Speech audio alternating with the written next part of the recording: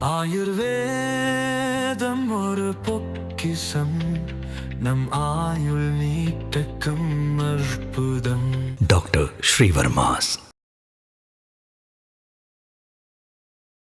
அனைவருக்கும் வணக்கம். ஒரு முக்கியமான ஒரு மீட்டிங் பாரத பிரதமர் நரேந்திர மோடி அவர்கள் தலைமையில் கேபினட் கமிட்டி ஆன் செக்யூரிட்டி என்று சொல்லுவாங்க, CCS. இதை அவசரமாக கூட்டியிருக்காங்க. இதுல பாரத பிரதமர் நரேந்திர மோடி அவர்கள், உள்துறை அமைச்சர் திரு அமித்ஷா அவர்கள், வெளியுறவுத்துறை அமைச்சர் ஜெய்சங்கர் அவர்கள், ரக்ஷா மந்திரி பாதுகாப்புத்துறை அமைச்சர் ராஜ்நாத் சிங் அவர்கள், பியூஷ் கோயல் அவர்கள், ஹர்தீப் சிங் பூரி அவர்கள், நிர்மலா சீதாராமன் அவர்கள், சர்பானந்த சோனோவால் அவர்கள், இவர்களோட சேர்த்து தேசிய பாதுகாப்பு ஆலோசகர் திரு அஜித் தோவல் அவர்களும் இந்த மீட்டிங்ல கலந்திருக்காரு. ஸோ ஒரு high level meeting prime minister தலைமையில் நடக்குது என்றால் அவங்க ரொம்ப முக்கியமான குரூஷியலான டிசிஷன்ஸ் எடுக்க போறாங்க என்பது தெளிவாக புரிய வருகிறது. இதுக்கு முன்னாடி இந்த CCS மீட்டிங்லாம் பார்த்தீங்கன்னா ஆபரேஷன் சிந்தூர் செய்வதற்கு முன்னாடி இந்த CCS மீட்டிங் கூடி நம்ம பார்த்திருக்கோம். இப்போ உள்நாட்டு பாதுகாப்பிற்காக இவர்கள் கூடுகிறார்களா, இதுல என்ன மிக முக்கியமான முடிவுகள் என்ன எடுக்கப்பட போகின்றன என்பதை பொறுத்திருந்து பார்ப்போம். முந்தானத்துக்கு நைட்டு பார்த்தீங்கன்னா ஹோம் மினிஸ்டர் அமித்ஷா அவர்கள் இன்டெலிஜென்ஸ் பியூரோ செக்ரட்டரியிலேருந்து இன்னும் நிறைய முக்கியமான அதிகாரிகளோட மீட்டிங்கை அவர் தலைமையில் அவர் ஆலோசனை நடத்திட்டு இருந்தாரு. ஸோ இன்டெலிஜென்ஸ் செக்யூரிட்டி இந்த ஆஸ்பெக்ட்ல நிறைய முக்கியமான குரூஷியலான டிஸ்கஷன்ஸ் நடந்துகிட்டு இருக்கு. That much we can assure. அதை தாண்டி எப்போ அதிகாரப்பூர்வமாக நடந்தா அதுக்கப்புறம் அதை பற்றி பேசுவோம். நம்ம இந்த வீடியோவில் முக்கியமாக பார்க்க போவது, நான் இந்த வீடியோ பண்ணணும்னு நினைச்சது ஒரே ஒரு நபருக்காக. அவருடைய பெயர் ராகுல் காந்தி. உங்களுக்குலாம் ஞாபகம் இருக்குமான்னு தெரியல, ஒரு பிரஸ் மீட்ல சேகர் பாபு அவர்கள் திமுக ஆட்சி காலத்துல ஒருத்தரை பார்த்து அடிச்சு விடும்பாரு, பிரஸ் மீட்ல அடிச்சு விடும்பாரு. அது மாதிரி ராகுல் காந்தி அவர்கள் தொடர்ச்சியாக பார்லிமெண்ட்டுக்குள்ளேயும் சரி வெளியிலயும் சரி இந்த அடிச்சு விடு டாக்டிக்ஸை ஃபாலோ பண்ணிட்டு இருக்காரு. ஒரு ட்வீட் போட்டிருக்காரு. அந்த ட்வீட்ல பாருங்க, ரொம்ப கிளியரா என்ன சொல்றாரு, என்ன பார்லிமெண்ட்குள்ள பேச விட மாட்டாங்க, நான் பிரஸ் பிரீஃபிங் வச்சு தெளிவா பேச போறேன் 6 மணிக்கு மேல அப்படின்னு ஒரு ட்வீட் ஒன்று போட்டிருந்தாரு. சரி, அப்படி பார்லிமெண்ட்குள்ள இவரை பேச விடலையான்னு பார்த்தோம்னா நேத்திக்கு அவ்வளோ நேரம் பேசியிருக்காரு. பேசினது மட்டும் இல்லாம அந்த இடத்துல ஒரு டிராமாவும் கிரியேட் பண்ணியிருக்காரு. அந்த டிராமாவை பாருங்களேன். என்னோட மைக் ஆஃப் பண்ணிருக்கீங்க, மைக் ஆன் பண்ணுங்க, என்ன நினைச்சுக்கிட்டு இருக்கீங்க அப்படின்னு கத்துறாரு பார்லிமெண்ட்ல. கடைசியில பார்த்தா மைக் ஆன்ல இருக்கு. மைக் ஆன்ல இருக்கும் போதே ஆஃப் ஆயிருக்குன்னு டிராமா கிரியேட் பண்ணக்கூடிய ராகுல் காந்தி அவர்கள், சரி ஓகே எல்லாம் கண்டுபிடிச்சிட்டாங்க, அப்படியே கமுக்கமா இருந்துக்கோ அப்படின்னு கமுக்கமா அப்படியே கடந்து போறாரு அந்த ஒரு தருணத்தை.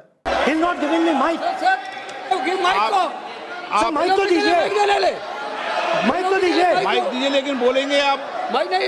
माइक नहीं है सर, माइक तो चालू है।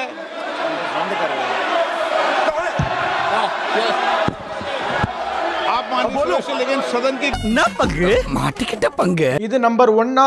அடுத்து பாருங்க, தொடர்ச்சியா பார்லிமெண்ட்குள்ள ஒரு இம்யூனிட்டி இருக்கு, எம்பிஸ்க்கு இம்யூனிட்டி இருக்குங்கிறதுனால என்னெல்லாம் பேசுறாரு பாருங்க. ஹோம் மினிஸ்டர் அமித்ஷா அவர்கள் இருக்கார் இல்லையா, அவர்தான் மாணவர்களை ஷூட் பண்றதுக்கு டெல்லி போலீஸ்க்கு உத்தரவிட்டார், அவர் பதவி விலக வேண்டும் என்றும் பேசியிருக்காரு. Sir, the Home Minister authorized the shooting of our students, sir. He put pellets into the blood of our students. He ordered the students of India to be shot. இதற்கு உடனடியாக கிரண் ரிஜிஜு அவர்கள் எந்திரிச்சு, நீங்க எந்த பேசிஸ்ல சொல்றீங்க, ஹோம் மினிஸ்டர் அமித்ஷா அவர்கள் தான் மாணவர்களை சுடுவதற்கு ஆர்டர் போட்டான்னு சொல்றதெல்லாம் ஒரு உச்சபட்ச குற்றச்சாட்டு, அவ்வளவு பெரிய ஒரு சீரியஸான ஒரு குற்றச்சாட்டு. அதை செய்த அமித்ஷா அவர்கள் பதவி விலக வேண்டும் சொல்றீங்க நீங்க. அப்போ நாளைக்கு யார் வேணாலும் என்ன கிளைம் வேணாலும் பார்லிமெண்ட் வைக்கலாங்கிற ஒரு பேட் பிரசிடென்ட் நீங்க செட் பண்றீங்க. இதை அனுமதிக்கவே முடியாது. நான் கூட ராகுல் காந்தி ஒரு கொலைகாரன், ராகுல் காந்தி இஸ் a murderer அப்படின்னு சொல்ல முடியுமா? சோ இதையெல்லாம் அனுமதிக்கவே முடியாது என்று திரு கிரண் ரிஜிஜு அவர்கள், பாராளுமன்ற விவகாரத்துறை அமைச்சர், பார்லிமெண்ட்ல உடனே எந்திரிச்சு ராகுல் காந்திக்கு ரிப்ளை கொடுக்கிறாரு.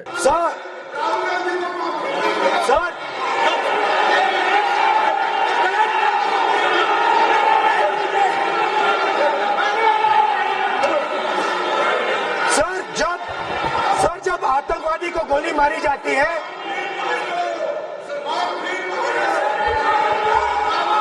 ये हम बहुत एक गंभीर स्थिति में आए हैं। हम तो शुरू से कहा और हमारा रक्षा मंत्री ने भी अपील किया, यहाँ शांति सुनना चाहते हैं। लेकिन आप ये बताइए कि आप जो गृह मंत्री जी का नाम को लेकर के, आप गृह मंत्री जी का नाम को लेकर के आपने जो शब्द इस्तेमाल किया, जो आपने वक्तव्य दिया, इस बेसिस पर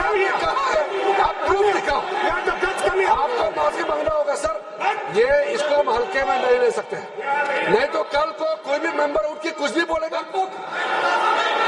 आज मैं कहूंगा राहुल गांधी जी ने किसी को मर्डर किया है, बोल सकते हैं क्या?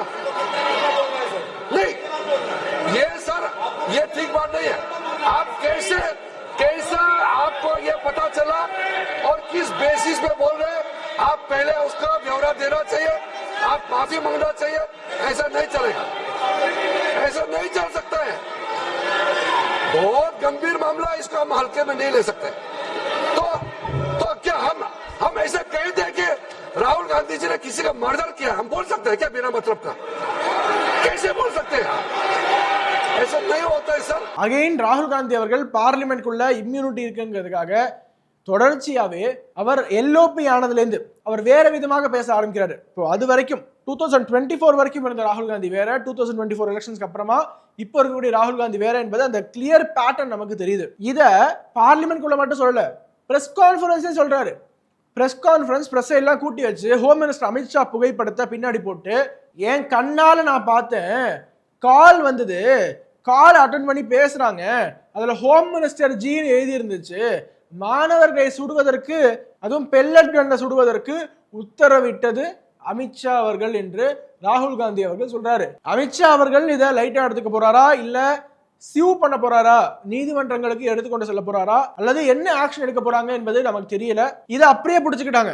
ராகுல் காந்தி அவர்கள் சொன்ன இந்த வார்த்தையை வேத வாக்காக கருத்தில் கொண்டு சிஜேபி பார்ட்டியை சேர்ந்த பலரும் அதனுடைய ஸ்போக்ஸ் பர்சன்லாம் இருப்பாங்க இல்லையா, அவங்கெல்லாம் கோட் ட்வீட் பண்ணி அமித்ஷா சுட் ரிசைன், அமித்ஷா பதில் சொல்லியே ஆகணும் என்று போட ஆரம்பிக்கிறாங்க. நான் ஃபர்ஸ்ட்லேருந்து சொல்லிட்டே இருக்கேன், அவர்களுக்கு தேவை மாணவர்களை நோக்கி துப்பாக்கி சூடு நடத்தப்பட வேண்டும் என்பதுதான் அவர்களுடைய அஜெண்டாவாக இருந்தது. பிண அரசியல் செய்ய வேண்டும் என்றுதான் ஒட்டுமொத்த கூட்டமும் வெயிட் பண்ணிட்டு இருந்தாங்க. அதனால தான் இன்னைக்கு கூட பார்லிமெண்ட்டுக்கு வெளியே Amit Shah ordered shooting on students என்று பிரியங்கா காந்தி முதற்கொண்டு நிறைய பேர் காங்கிரஸ் எம்பிக்கள் பதாகைகளை ஏந்தி கொண்டு போராட்டம் நடத்திட்டு இருக்காங்க. ஆனா நீங்க பாருங்க, துப்பாக்கி சூடு நடந்தது ஒரே ஒரு இடத்துல, அதுவும் பீகார்ல AK-47 வச்சுக்கிட்டு அந்த காவல்துறை அதிகாரி வானத்தை நோக்கி சுட்டாரு. அதுவும் எதற்காக?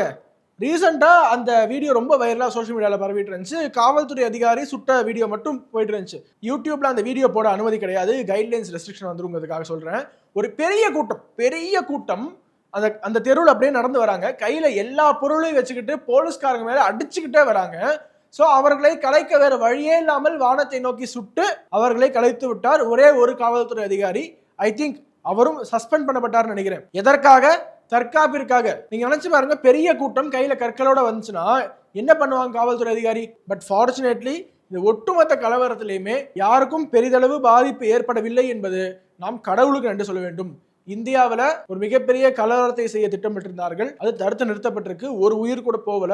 அதற்கு நம்மளுடைய அனைத்து பாதுகாப்பு அதிகாரிகளுக்கும், செக்யூரிட்டி பர்சனல் எல்லாருக்குமே, RAF ராபிட் ஆக்ஷன் ஃபோர்ஸ் அவங்கள்ல எல்லாருக்குமே நம்ம நன்றி கடன் செலுத்திக் கொள்ளலாம். இப்ப அடுத்து ராகுல் காந்தி பார்லிமெண்ட் என்ன சொல்றாரு பாருங்க. அந்த பெரிய பிரஸ் பிரீஃபிங்ல அவர் அடிச்சு விடுறாரு பாருங்க, யாரும் நம்ம மேல எந்த ஆக்ஷன் எடுக்க முடியாது, என்னை யாராலும் எதுவும் செய்ய முடியாது என்பதனால்தான், அப்படிங்கிற எண்ணம் மனசுல இருப்பதனாலதான் ராகுல் காந்தி மீண்டும் அப்படி பேசுறாரு. ஓகே, பார்லிமெண்ட்ல இன்னொரு வாதம் வைக்கிறாரு. இந்த நாட்டுல 3 கேட்டகரி மக்கள் தான் இருக்காங்களாம். யாரு? 1 ஸ்டூடெண்ட்ஸ் தான், 2வது இடியட்ஸ் தான், 3வது அந்த பக்தனா பிளைண்டா மோடியை சப்போர்ட் பண்றவங்கள அந்த பக்தனையும் கூப்பிடுவாங்க. இந்த எக்கோசிஸ்டம், ஒட்டுமொத்த எக்கோசிஸ்டத்திற்கும் யார் மோடியை ஆதரித்தாலுமே அவர்களுக்கு அந்த பக்த் அப்படிங்கிற ஒரு டைட்டில் கொடுப்பாங்க. அப்படியே பார்லிமெண்ட் நின்றுக்கிட்டு இந்த நாட்டுல 3 பேர் தான், ஸ்டூடெண்ட்ஸ், இடியட்ஸ், அந்த பக்த். உடனே தான் கேட்கிறேன், இந்த நாட்டுல ஸ்டூடெண்ட்ஸ் மட்டும் தான் இருக்காங்களா? ஸ்டூடெண்ட்ஸை தாண்டி யாருமே இல்லையா? அப்போ ஸ்டூடெண்ட்ஸை கழிச்சுட்டா மற்ற எல்லாருமே, உண்மையான ஸ்டூடெண்ட்ஸ் போராடலையா, ஜந்தர் மந்தர்ல யார் போராடினாங்க, பார்லிமெண்ட்டை யார் முற்றுகையிட்டாங்க என்பது எல்லாருக்குமே தெரியும். ஆனா ஸ்டூடெண்ட்ஸ் கழிச்சிருங்க இந்த சொசைட்டிலேருந்து, இந்தியாவிலேருந்து. அப்போ அதுக்கப்புறமா இருக்கக்கூடிய அனைவருமே எய்தர் அந்த பக்த் ஆர் இடியட் என்று சொன்னா, இந்திய மக்களை ஒட்டுமொத்தமாக இடியட் என்று சொல்கிறாரா ராகுல் காந்தி அவர்கள்? எய்தர் இடியட்டா இருக்கணும், இல்லை அந்த பக்தா இருக்கணும். அப்போ ஒட்டுமொத்த இந்தியன் பாப்புலேஷனுமே மோடி ஆதரவாளர்களா? என்னதாங்க சொல்ல வராரு? யார் தாங்க ஸ்கிரிப்ட் எழுதி கொடுக்குறா? இது லாஜிக்கா இருக்கா இல்லையான்னு கூட பார்க்க மாட்டாங்களா? So these are the 3 categories: student, idiot, and andhbhakt who follows the idiot. Now,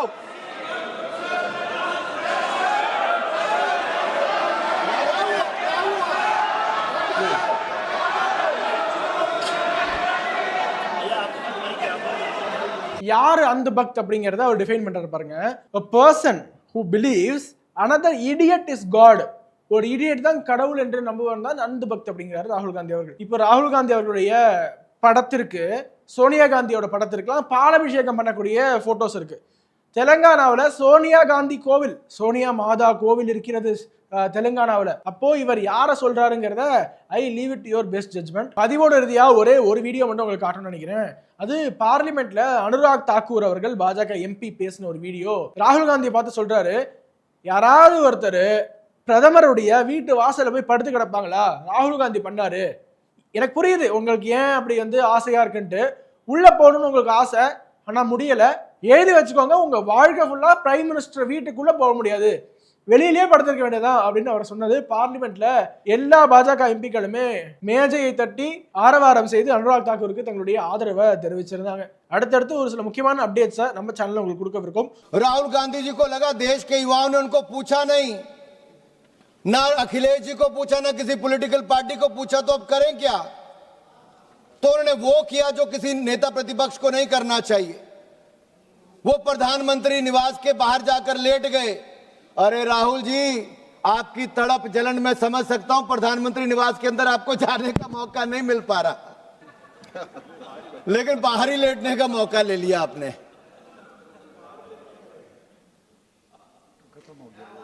आपको कभी मौका अंदर जाने का नहीं मिलने वाला है।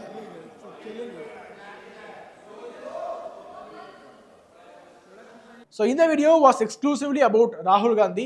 அவர் எப்படியெல்லாம் பப்ளிக்கை மேனிபுலேட் பண்ணிட்டு இருக்காருங்கிறதுக்காக இந்த video. So subscribe and stay tuned. Subscribe பண்ணாதவங்க கண்டிப்பாக சப்ஸ்கிரைப் பண்ணி பாருங்க. வணக்கம், வந்தே மாதரம். உலக தமிழ் சொந்தங்களுக்கு வணக்கம். நான் ராஜவேல் நாகராஜன். பேசு தமிழா பேசு வலையொலியுடைய வளர்ச்சிக்கு நீங்களும் உறுதுணையாக இருக்கணும்னு நினச்சிங்கன்னா இந்த வீடியோடைய டிஸ்கிரிப்ஷனில் இருக்கக்கூடிய ரேசர் பே லிங்கை கிளிக் பண்ணுங்கள். அந்த லிங்க்கில் போயிட்டு உங்களுக்கு விருப்பமான தொகையை பேசு தமிழா பேசுவனுடைய வளர்ச்சிக்கு உங்களுடைய பங்களிப்பாக நீங்கள் கொடுக்கலாம். நன்றி, வணக்கம்.